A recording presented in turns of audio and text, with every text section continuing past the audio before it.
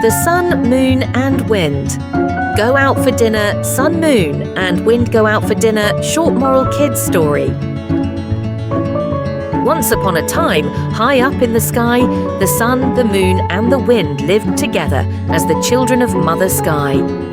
They were good friends, and one day they decided to go out for a special dinner at a magical restaurant in the clouds, where the most delicious food in the universe was served.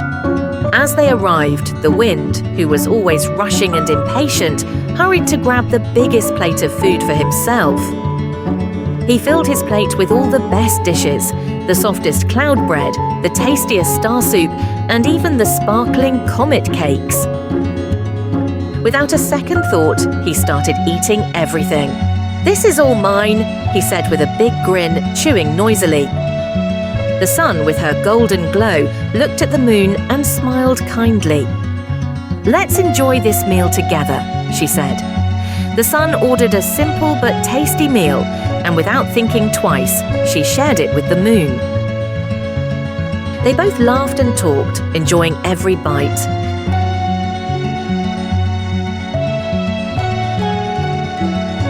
As the night went on, the wind kept eating and eating, but something strange began to happen. Even though he had eaten more than anyone, he didn't feel satisfied.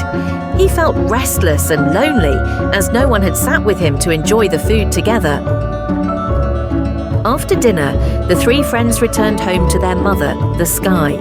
She was curious and asked how their dinner went.